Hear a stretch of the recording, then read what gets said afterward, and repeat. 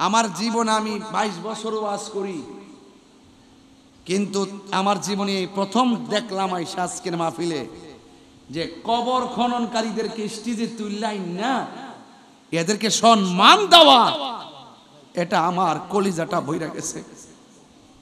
আর আমরা তো মারা গেলে প্রশংসা করি, আমরা তো মারা গেলে বলি এই লোকটা এই করছে সেই করছে, কিন্তু আমার জাকির সে যে এই লোকগুলোর আইন আপনাদেরকে পরিচয় করাইলো, অনেক লোকের মনে হয়ে গেছে রে, আরে এই লোকটি তো আমার বাপের কবরটা খনন করছে।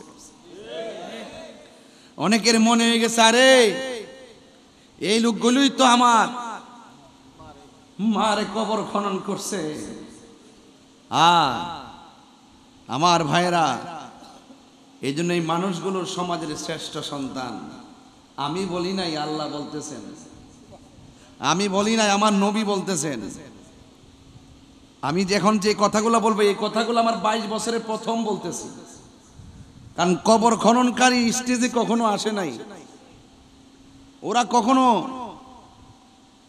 কখনো পুরস্কার আমার হাত থেকে গ্রহণ করে নাই। যেহেতু আমার হাত থেকে গ্রহণ করেছে, আমি তাদের ব্যাপারে কিছু কথা বলে আপনাদেরকে উৎসাহ দিয়ে যাব, যেন এদের পাশাপাশি আপনারাও যেন তাদের পাশে দাঁড়ান। আজকের কথাগুলো শুনলে আপনারাও কবর খনন করার জন্য পাগল হয়ে যাবেন। সুবহানাল্লাহ বলতেন না? আরো বড় করে না সুবহানাল্লাহ।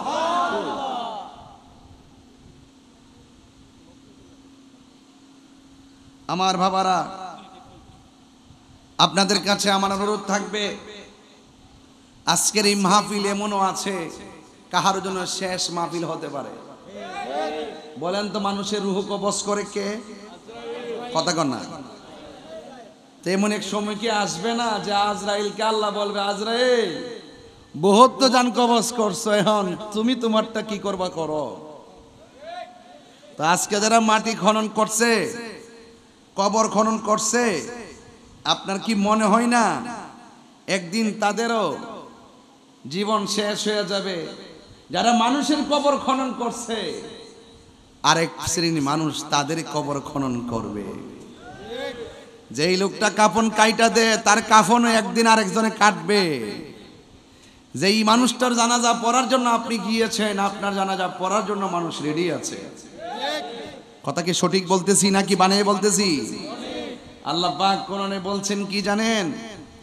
আল্লাহ রাব্বুল আলামিন কোরআনে বলছেন, তোমরা ভালো কাজে প্রতিযোগিতা করো, ভালো কাজে একজন আরেকজনকে সহযোগিতা করো।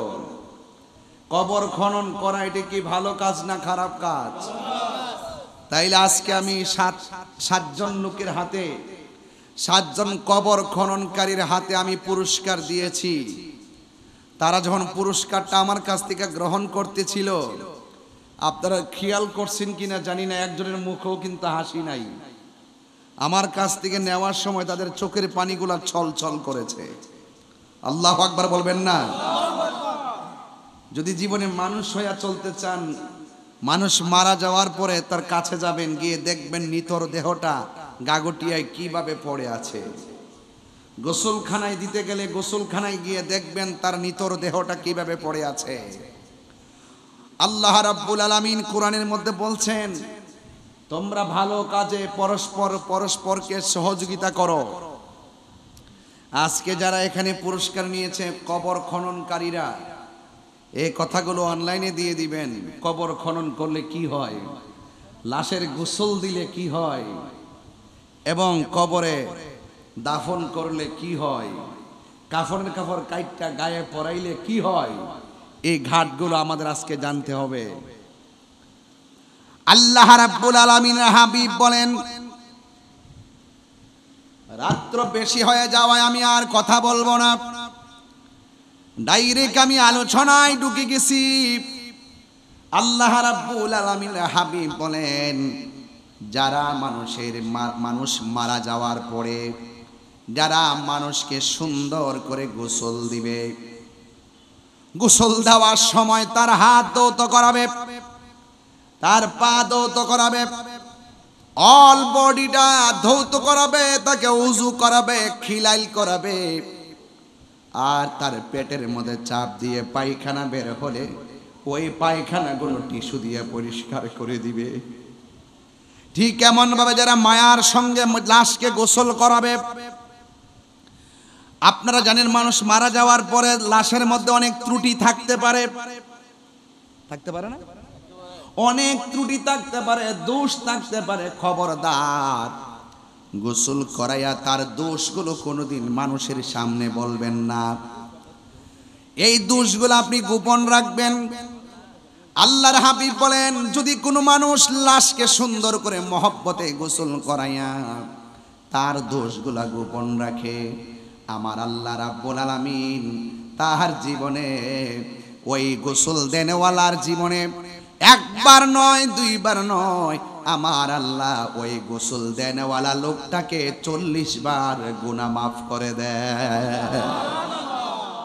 কয়বার? 40 বার। 40 বার গুনাহ মাফ করে দেয়। এ আমার গাগটিয়ার বাবারা, হোমনার বাবারা, গোসল একটা মাইয়াতকে গোসল দিলে যেই ফজিলতটা আপনি শুনেছেন, এখন আপনাদের কাছে বলবো যারা কাফন পরাবে তাদের কি ফজিলত আছে। আল্লাহর হাবিব বলেন, যারা একটা মাইয়াতকে সুন্দর করে কাফনের কাপড়টা পরালো, আল্লাহর হাবিব সাল্লাল্লাহু তাআলা আলাইহি ওয়াসাল্লাম বলেন, যদি কোনো ব্যক্তি তার মাইয়াতকে কাফন পরায়, আমার আল্লাহ রাব্বুল আলামিন তাকে জান্নাতের জামা পরায়া দিবে। আল্লাহু আকবার বলেন। এরপরে আমার নবী, আপনার নবী রাহমাতুল লিল আলামিন বলেন, এই যে আমি আজকে 7 জন কবর খননকারীর হাতে পুরস্কার দিলাম, আমি তো এমন সৌভাগ্য অর্জন করতে পারি নাই, আমি তো এই সৌভাগ্য অর্জন করতে পারি নাই, আমি বড় ব্যস্ত। এই মানুষগুলোর কি নেশা ধরছে, এই মানুষগুলা কি পাগল হইল। মানুষের মরণের খবর কানে আসার পর মানুষের কবর করবার লেগা গুরুস্থানে চইলা যায়। ও বন্ধু রে, ও বন্ধু,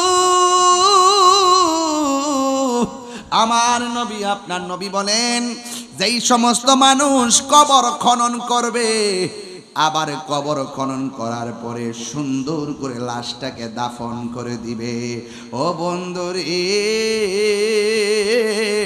ও যুবকের দল, আমার নবী, আপনার নবী বলেন, এই কবর খননকারী আর লাশটাকে সুন্দর করে দাফনকারী গোলা আমার আল্লাহ রাব্বুল আলামিন তাদের জন্য জান্নাতে একটা বাড়ি বানায়া দিবে। আল্লাহু আকবার কর না কেন? তাহলে এই নিয়ামতের কাজে অংশগ্রহণ দরকার আছে না নাই? আরো জোরে বলেন, আছে না নাই? তাহলে আমার জাকির এই সমস্ত 60টা লোকের হাতের মধ্যে পুরস্কার দিয়েছে, এই পুরস্কারটার নাম মহব্বত। এই মহব্বতওয়ালা মানুষের দাম আল্লাহর কাছে অনেক বেশি হয়ে যাবে। এদের জন্য আমার আল্লাহ জান্নাতের বাড়ি রেডি করতেছে, এদের জন্য আমার আল্লাহ জান্নাতের জামা রেডি করতেছে, এদের গুনাহ মাফ করার জন্য আমার আল্লাহ 40 বার গুনাহ মাফ করে দেওয়ার ওয়াদা করেছে। তাইলে গোসল দেওয়ানোর সময় যদি আপনি পানিটা আগায়া দেন, লস হবে।